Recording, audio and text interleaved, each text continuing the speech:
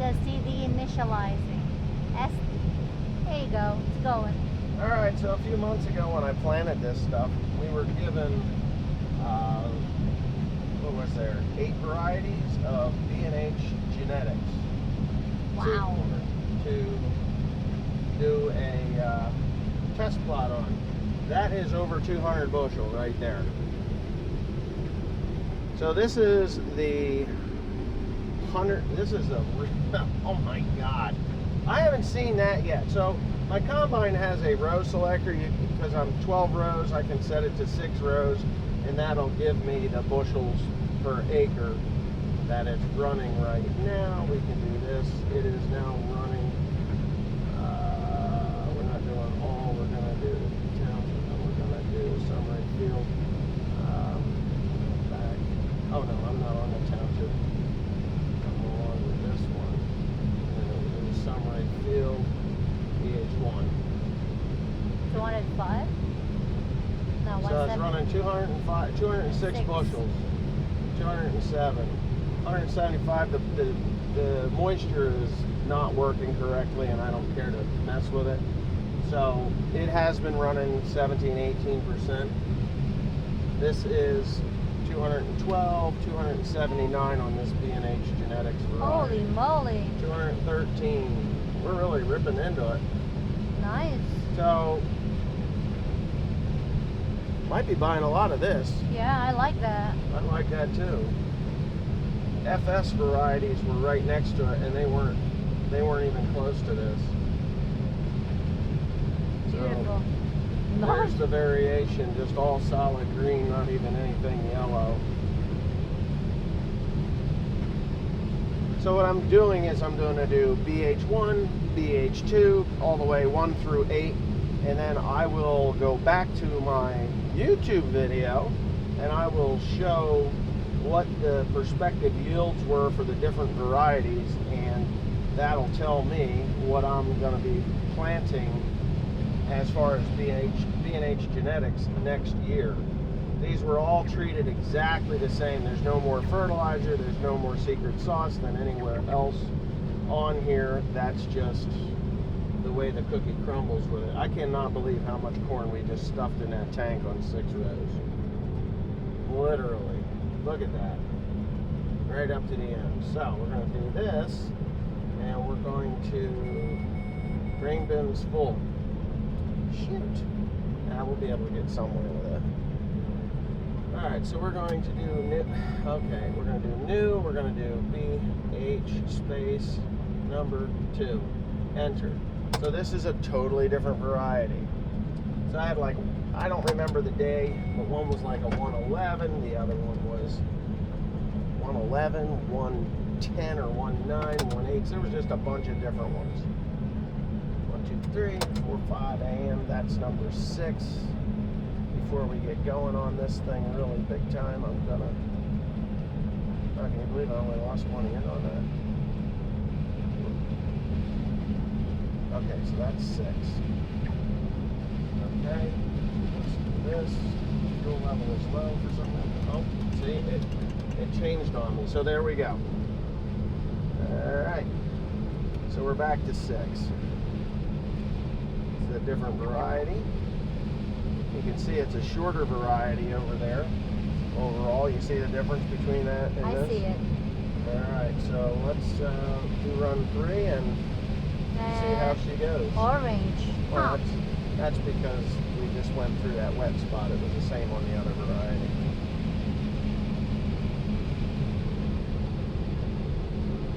It's kind of calculating and thinking what it's got to do. How are you going, but and it's red again. What the hell? Yeah. So I'm thinking that this variety is not doing as good as I'd like it to. At all. No. Which one is What? this? I know, right? So that's just, alright, so let's do this, and we'll go to the performance side of it. And we'll go to profile BH2, summary 1, BH1, BH2. BH2 is, according to this, is only running 17 bushels per acre, 20 bushels per acre. Really? So That's ridiculous. Yeah, that's ridiculous. This is a variety that we will not plant again. No. Whatever this one is. Yeah, because it's right next to the one that did really super good. I know.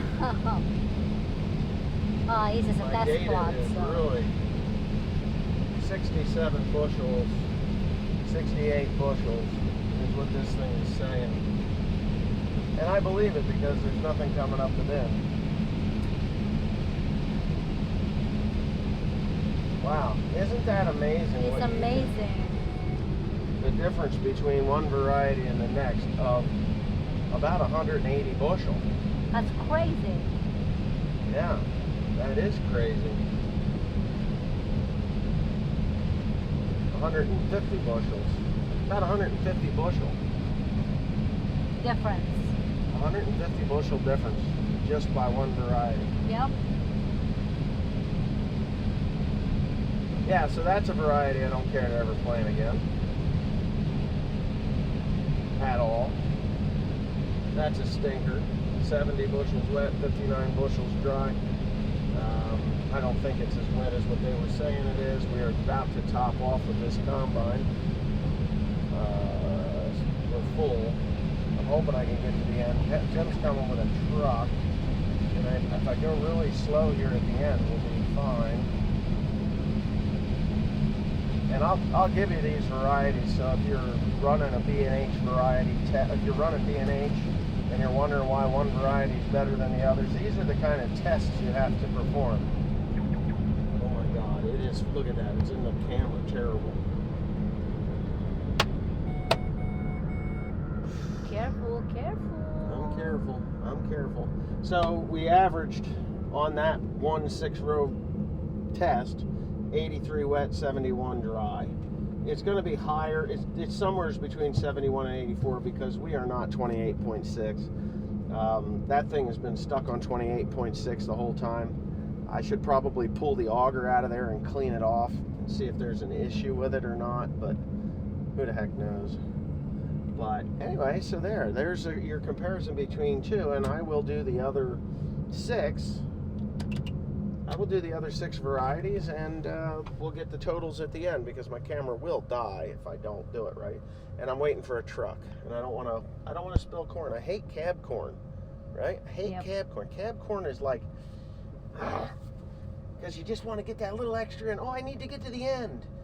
You know, it's like, anyway, there you go. See you in the end. Yeah, good morning. So, I am just getting ready to fire up the combi line. I was already up there and checked the oil. It's a good thing to do once in a while, like daily. Check the oil.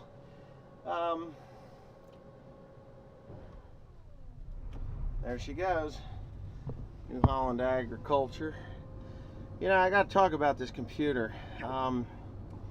You know, you got all these stupid functions. It tells you where you're at, what you're doing, blah, blah, blah, blah, blah, blah, blah, blah, some more blah, blah.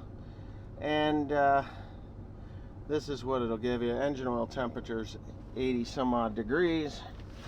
And that's because I had it running a little while ago. And hydraulic oil 70. But I want to bring the temperature up a little bit before I get going. Like, for real. So, I was watching the, I'm going to call it Cornstar Farms, you know, or Cole the Cornstar, but it wasn't. It was his dad. Daddy Cornstar, that's what they call him.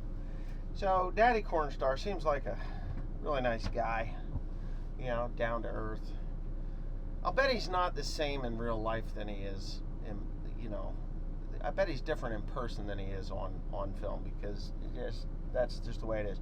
When you meet me, I'm me. You know, I don't put on a persona just to do a YouTube video. I'm raw, and you know what? It's just real life to me.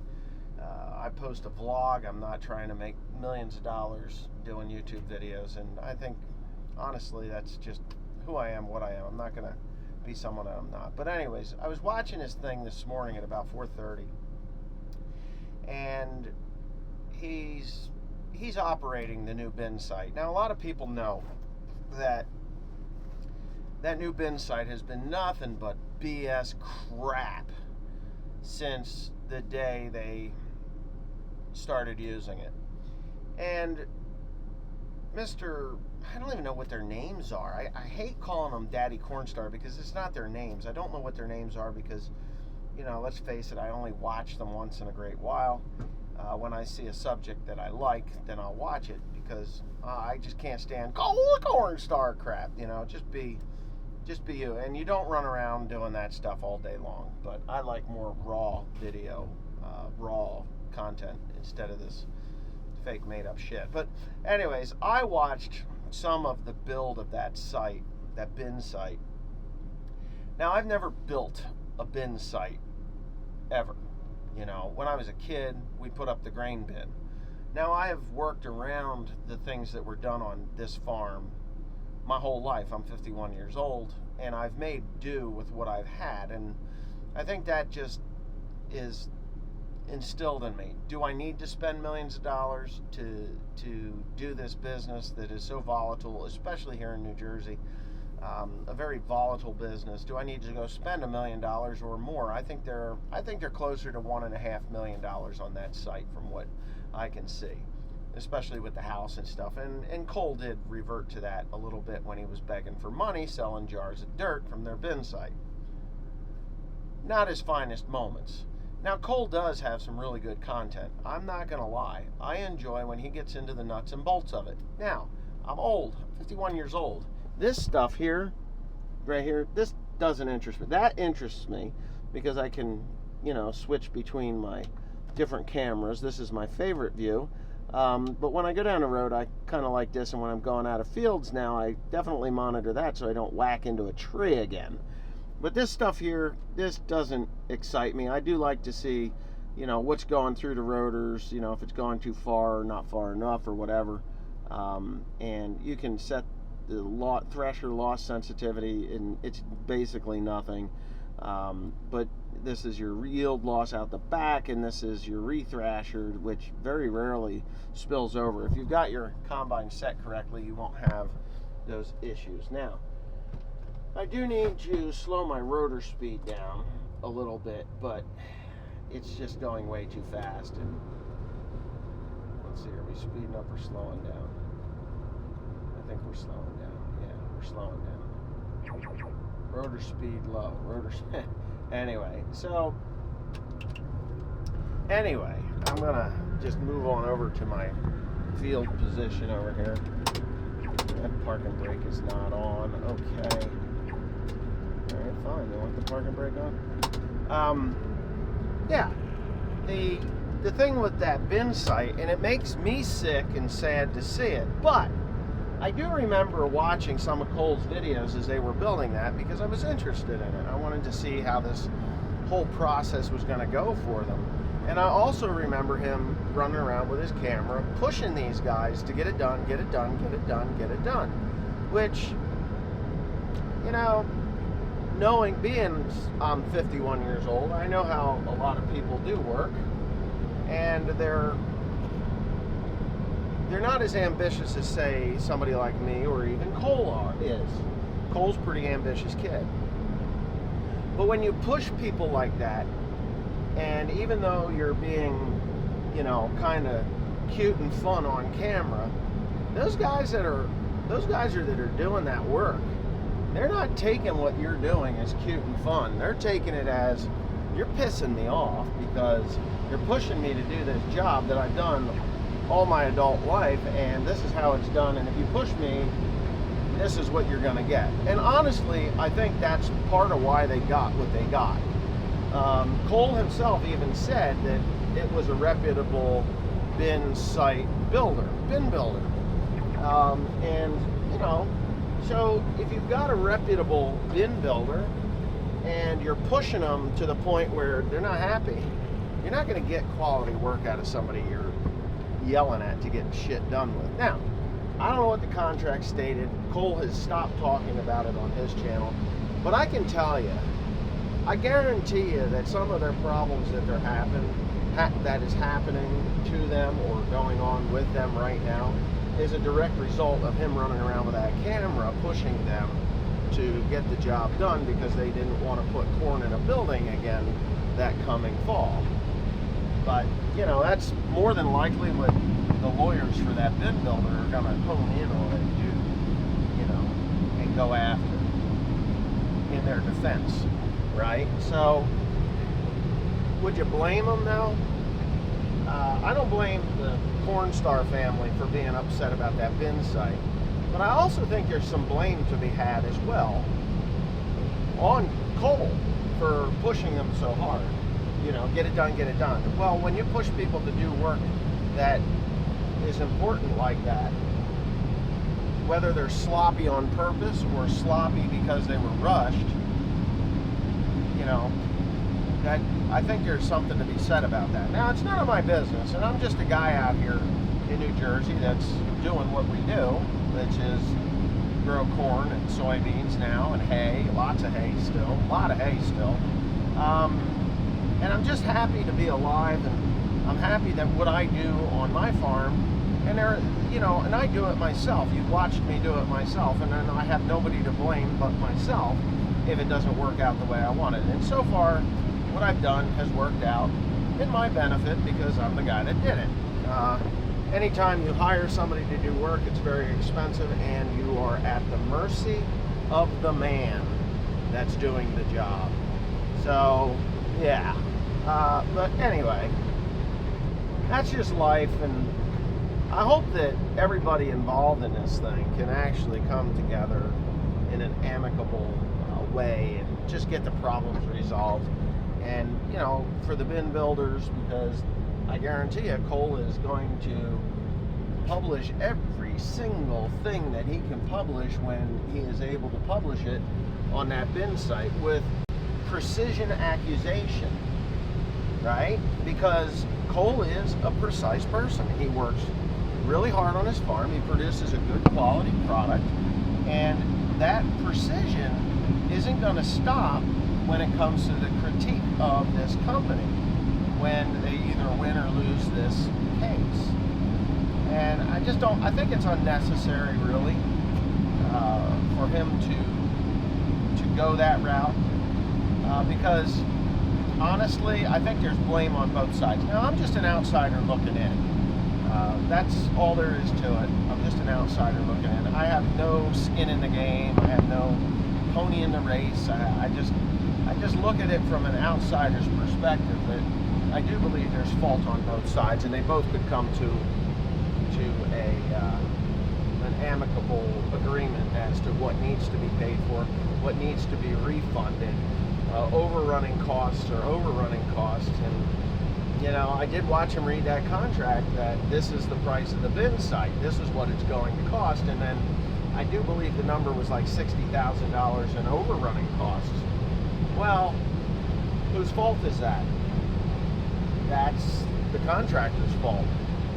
And he did not inflate the price a little bit so that he could give them a return at the end, which my brother-in-law was in construction, and he did nothing better than overinflate the price a little bit, get the job, and then be able to tell the owner of the job, hey, you know, this actually was less than I previously thought, so here's your final bill, and you get to keep $60,000, you know. But I think, and this is just pure speculation and me on the outside looking in, but I think what really happened with that contractor was he wanted the job so bad because he knew that he would get exposure from Cole's channel. And I think he wanted the job so bad that he undercut his price that he should have actually charged without realizing that that thing goes both ways. YouTube goes both ways. Now he's going to end up, you know, losing. Everybody's going to lose. Cornstars are going to lose. Contractors going to lose. But I think the contractor's really going to lose more because of his possible stupidity on the penciling the cost of this whole entire thing. And I'm sure y'all want to watch me pick corn here instead of my ugly mug. I'm going slow because I'm on the phone and everything, but See, everything's working out pretty good. I don't know. My rotor speed is still high. I'm going to slow that down to about 3.8. I want it about 380 is where I want it. So when you slow the rotor down, drain tank is 3/4 full in one pass. Isn't that something? Anyway, yeah, well, that's something. Yeah, I ain't gonna make it back. So it's yielding pretty damn good. Yeah, I'd say so.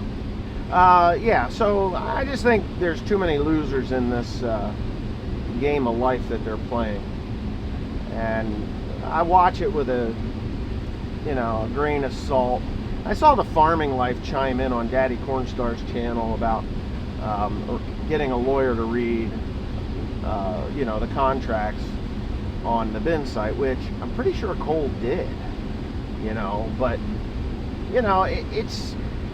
it's also an honorability thing. I really think that Cole should have left them alone to do their job instead of, hey, you got to get this done. It's not going to be done.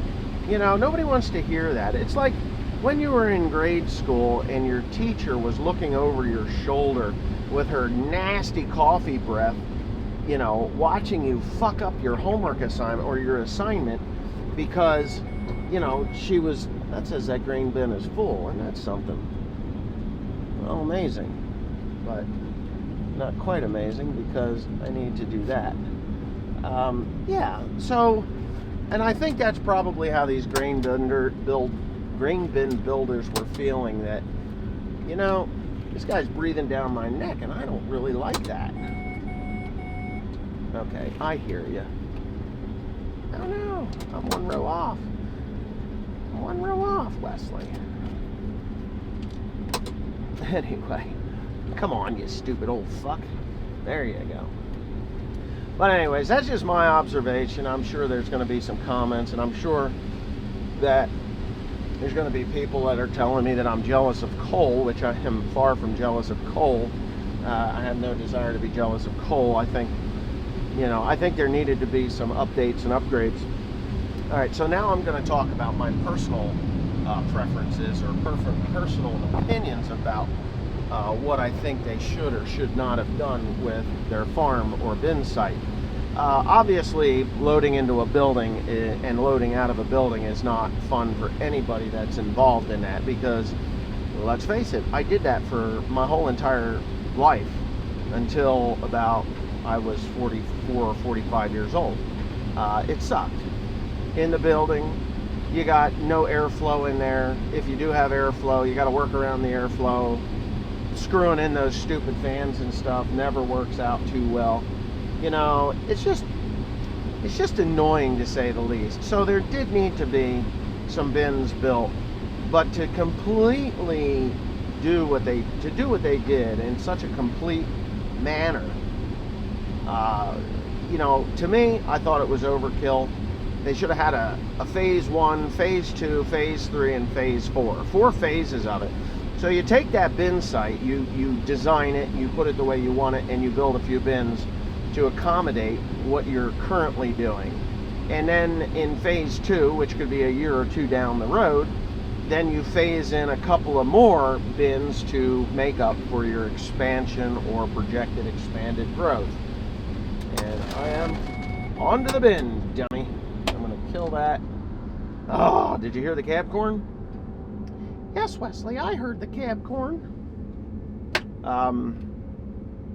Yeah, so you have phase 1, phase 2, phase 3, phase 4, phase whatever. Oh no, I'm gonna, no!